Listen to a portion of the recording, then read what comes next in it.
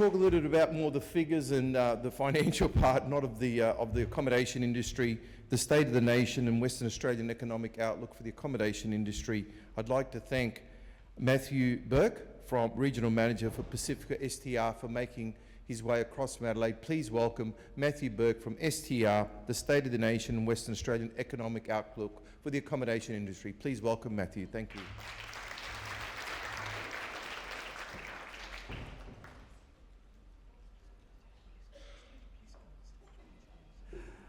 Good morning, everyone. Thank you so much for the opportunity to be here. At the risk of offending a couple of people, it's been a few years since I've been here to Perth. The last year was actually the year that West Coast won a premiership. And as a Brisbane Lions fan, we took Lachie Neale across to Brisbane. So great to be here. You know your market incredibly well. I'm not ever going to know it as well as you do, but I've been lucky enough to be in this industry my entire working career, and my role with STR is really about bringing the stories to life around what's happening in the accommodation industry around the world and what our perspective is on what's happening locally and how it might influence and how you might think about your business moving forward. I always like to start with a global view because I think it gives us some great perspective when we then narrow into our own local market. Within 4 years, we're coming up, well, just past 4 years of all going into lockdown, the industry around the world is now selling more rooms than it did in 2019 and has been for a few months now. That gives you some testament to that we're in an industry that people want to visit for whatever reason it might be, is that there is a strength to be able to do that. And we all saw when the industry was pretty much closed, what would that mean coming out? And I think that's a really reflective moment to do. What that means is that global occupancy around the world is pretty much getting back to where it was in 2019. And really the only kind of lagging influence to that is that we continue to open new rooms over the course of the last 4 years. Unlike every other kind of downturn in demand, average rate didn't reflect the same way. We didn't kind of, because everything just turned off like a light switch, we effectively meant that when things turned on, we were able to drive average rate in a much more kind of positive way. And around the world, that phenomenon has been seen. And you reflect against what it is to 2019, and you can see for the vast majority of the world, average rate is anywhere from 25 to 30 points higher than what it was in 2019.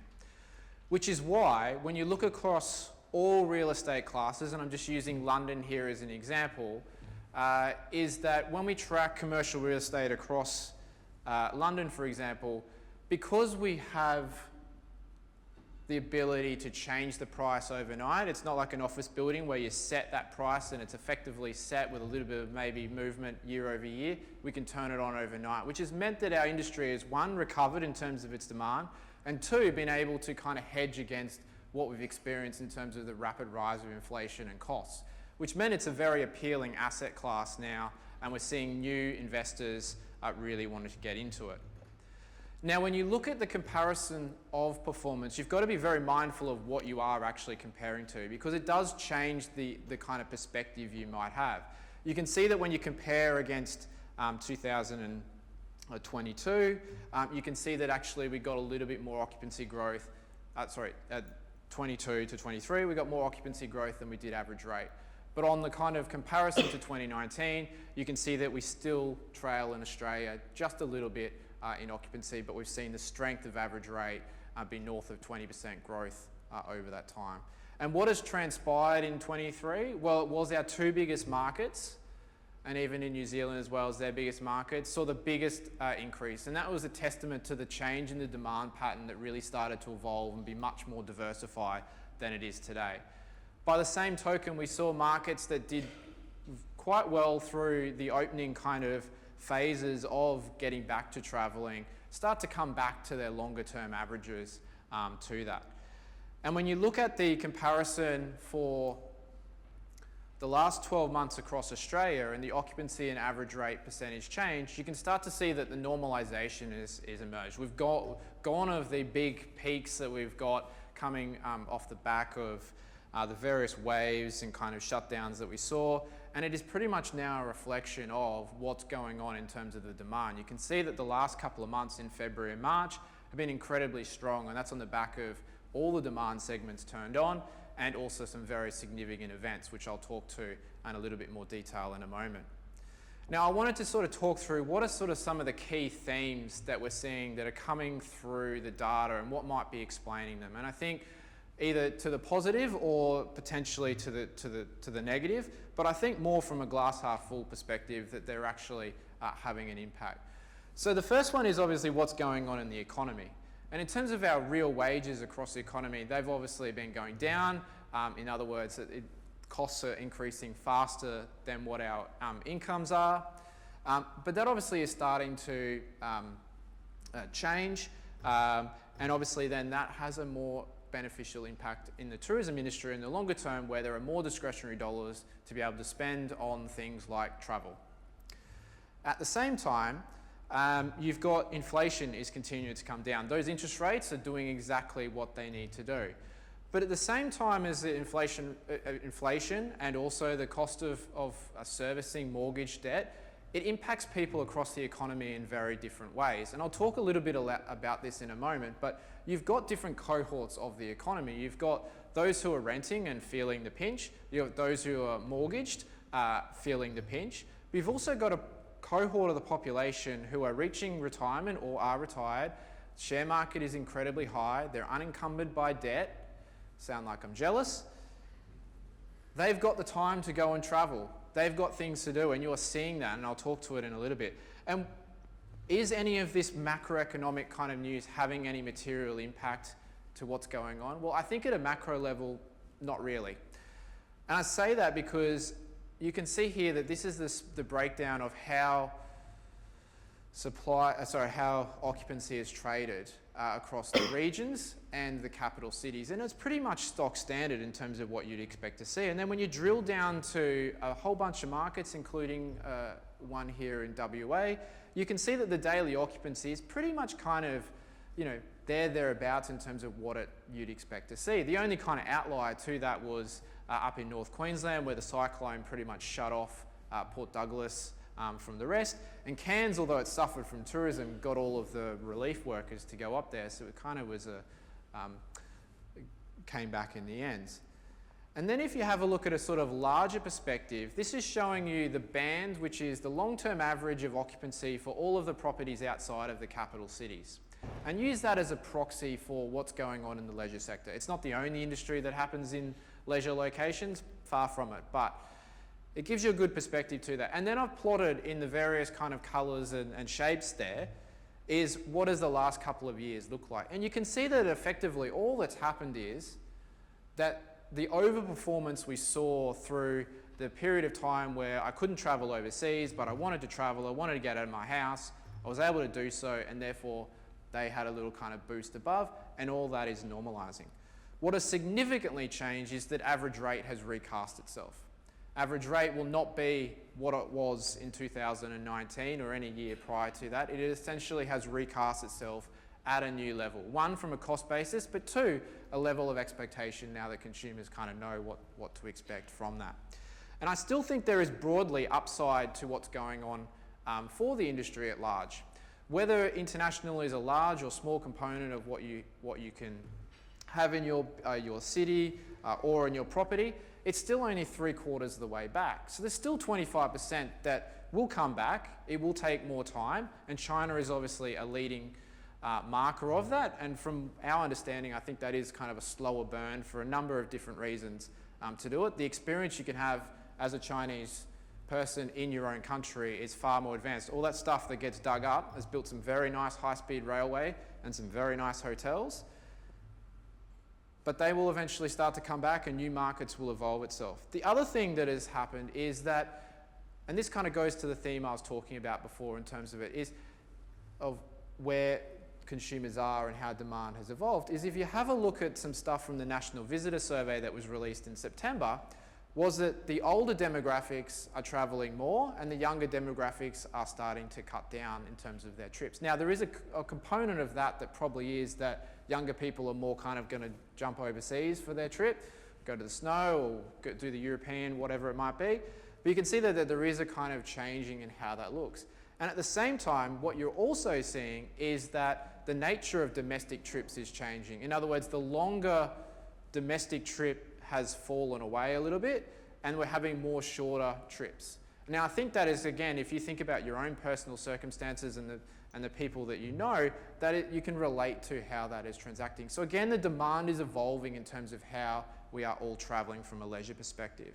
What does that all mean in terms of the performance? Well, you can see that for regional Western Australia at large, which is a cohort of very leisure-orientated spots, equally those that are more business-orientated, you can see that against the average rate, you can see that they're kind of moving very much well above what it was over last year and equally in 2019. When you look forward and look at the occupancy on the books, you can see that occupancy on the books is kind of a little bit lower than what it was last year. Nothing too concerning, but there is a little bit of softness that's starting to come out as we kind of get to the end of autumn and into winter there. So one to watch, but I think definitely if you are seeing these numbers come through, they're very critical to be able to kind of help how things are evolving in your strategy moving forward. Now, if I move forward to look at what's been happening from a capital city perspective, and I thought one of the best starting places to actually look at the evolution of, since COVID, what has kind of been the process of recovery. And you can see that there's a cohort of destinations, including Perth, that didn't have the same big dip that what Sydney and Melbourne did. They're the ones at the bottom, very bottom of that chart. Now, they obviously had all of their business kind of wiped out. They also had some of the tougher restrictions in terms of the ability to move around. Whereas you take a state like Western Australia that was able to kind of sustain itself on a kind of domestic or a state-based intrastate level. And what you can then see is if you follow that big dark green line, is that Perth is actually on a very solid trajectory in terms of exceeding all the other state capitals. And also as well that, it didn't have to come as far back, but it's continued to go through. And I'll talk about why some of the reasons might be that its recovery is going faster and in a really good place.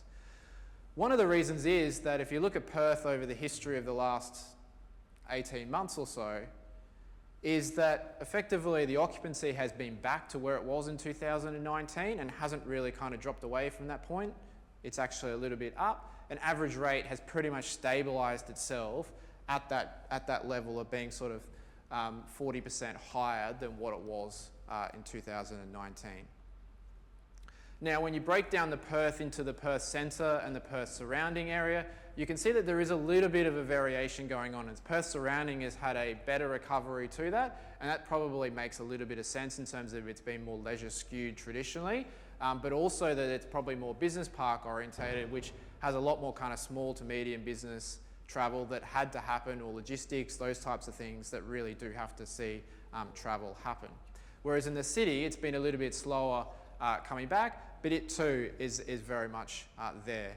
Now, one of the nice things that Perth has had, unlike many other cities over the last 4 years, is you did all your new supply back in the early to middle part of the last decade, which meant you've had a little bit of new supply, but it meant that any new demand growth was essentially adding to your occupancy. And you can see there that demand is exceeded supply, so that means you get occupancy growth. And at the same time, that gives you the confidence of what's going on in the broader economy, but also that occupancy is climbing. I can continue to raise my prices, and that's flowed through into average rate being north of 30% higher than what it was in 2019.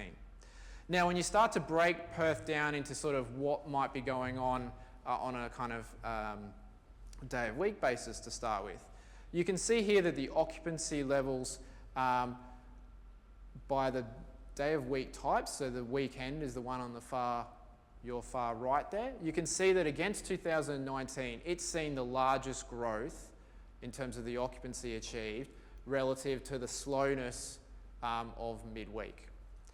But when I add compare it to the last 12 months, you can actually see that the weekends have started to soften away, and there is actually some months that have gone negative, whereas it's been the midweek, which talks about that leisure surge that happened has started to kind of stabilise and normalise. Yes, it's gone backwards, but it's actually just kind of trending back to the long-term average of where it's at.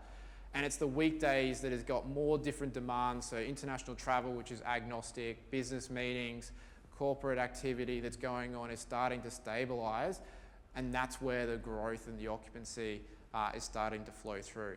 And that's the same as what we're seeing across Australia, where at the moment, demand midweek is still lower at a national level during the week. It's not back to it. Whereas the biggest growth we saw in 23 was actually midweek. So again, it speaks to the larger theme of that demand is continuing to evolve, and there is still upside in terms of what's coming through for that.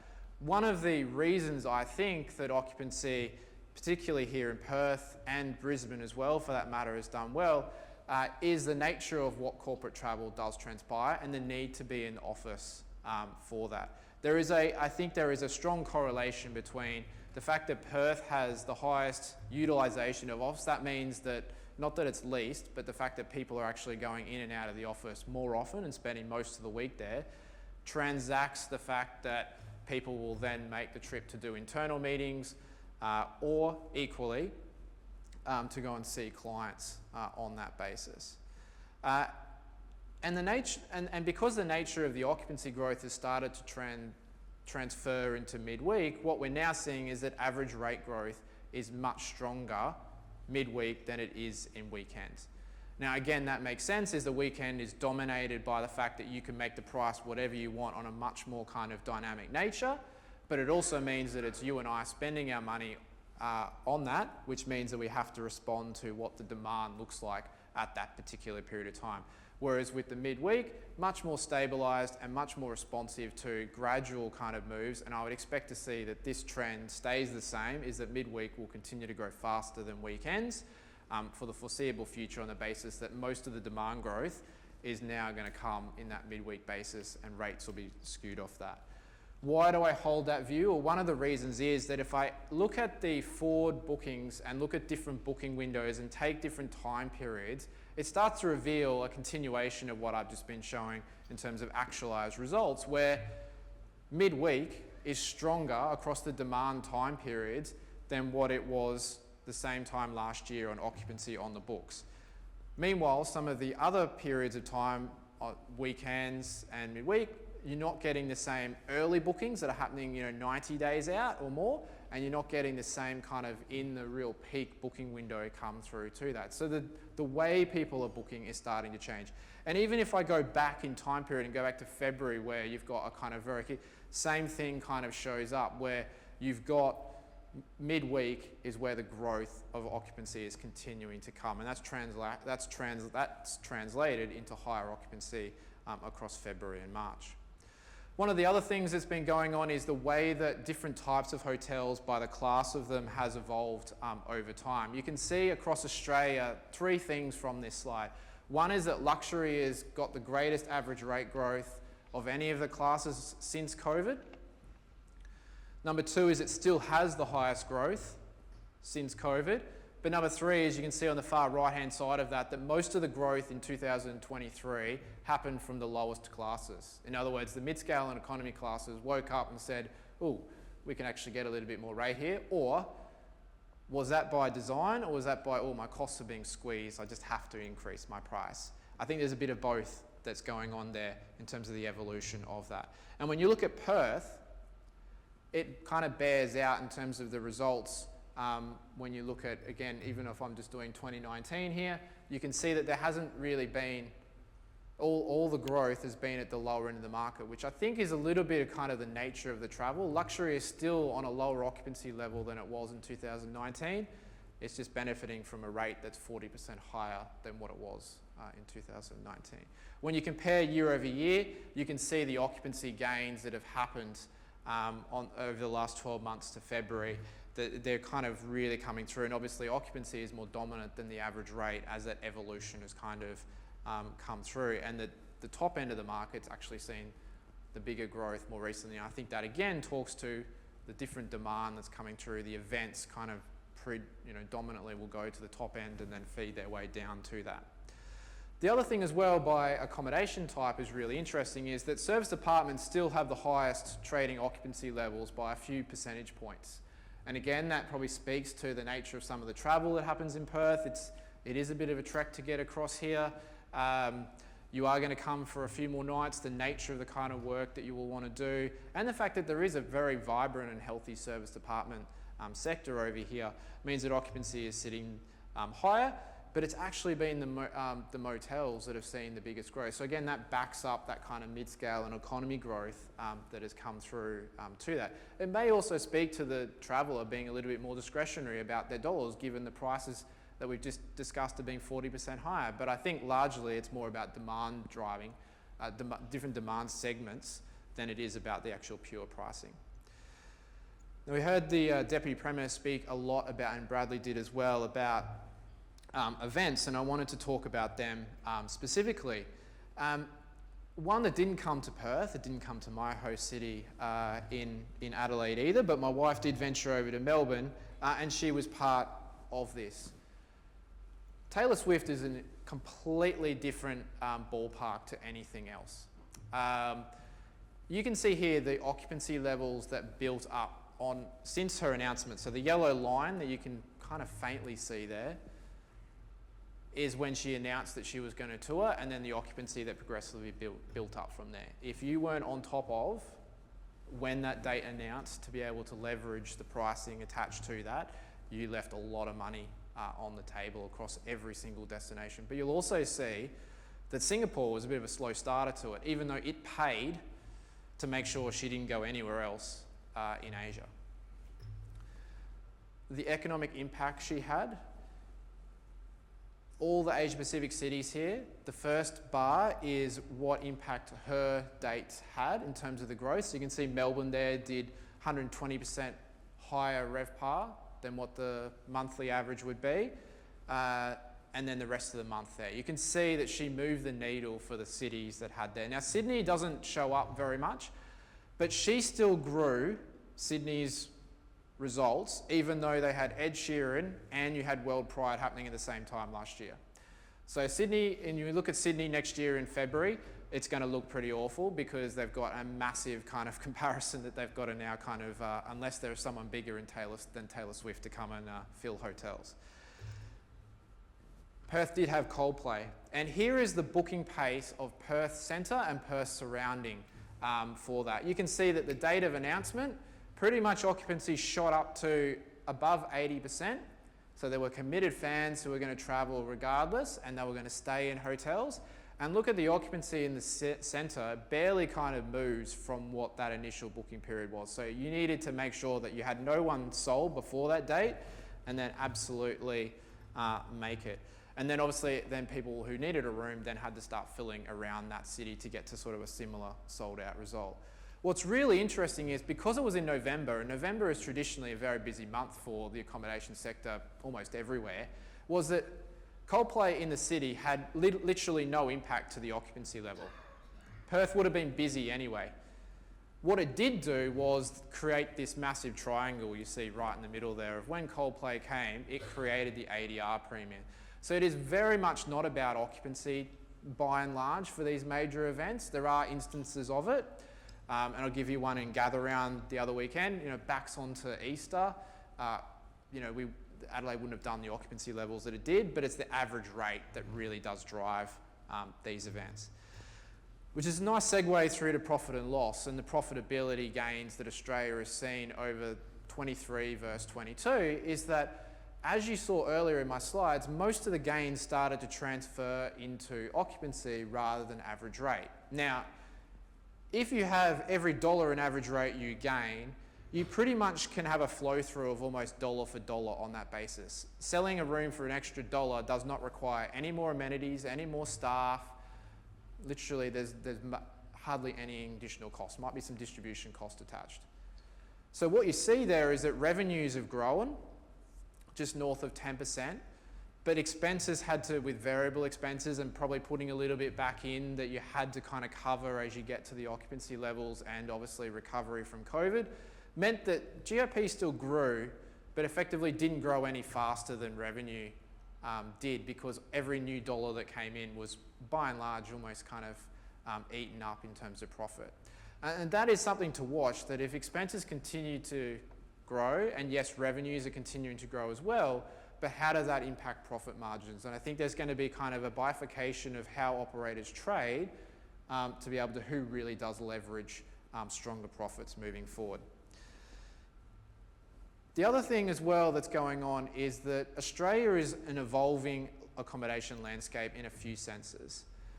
Over the last 15 years, we've added on average about 2% new stock every single year. Share some of the risk, but we'll both benefit from it. And very little franchise and a little bit of independent kind of happened. Now, independent is still the dominant kind of source of type of accommodation that exists in Australia, but that is evolving and changing more quickly than we probably realise in the capital cities.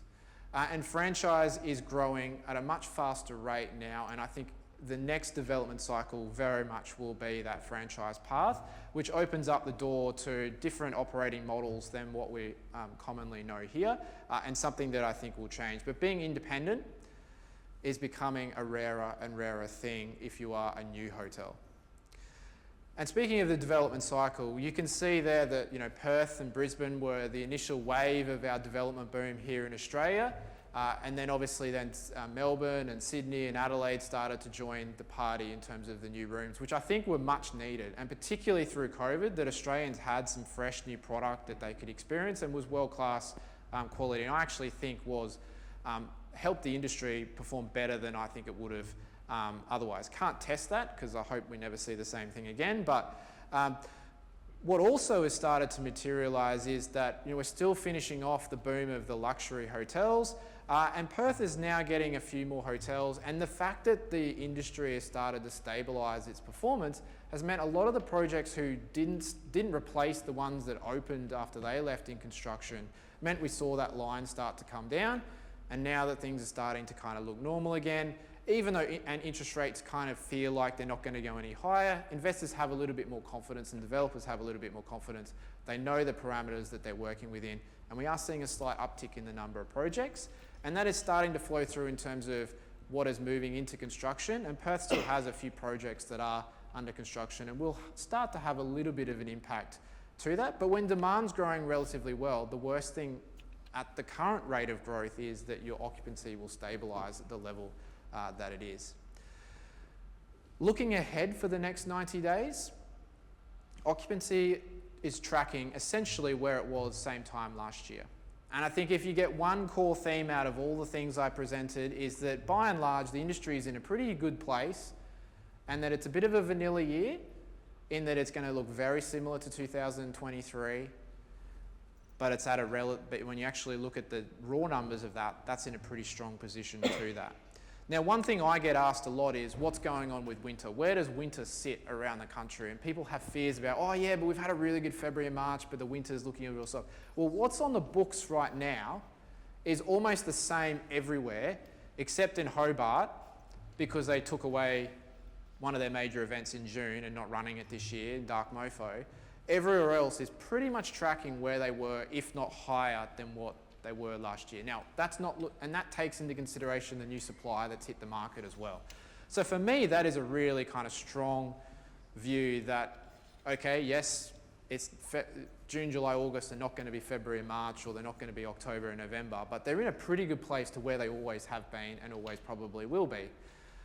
So that kind of leads me to my summary and takeaway points, that I think those who have overachieved are coming back to the average, those who have underachieved are coming back up to the average. For us here in Perth and Western Australia, supply isn't really going to be a major kind of factor that drives things. And you are going to get above average ADR growth when you identify the right opportunities and when demand is there. But other times it is going to be kind of really down to what you're doing. So thank you very much for the chance to speak with you today.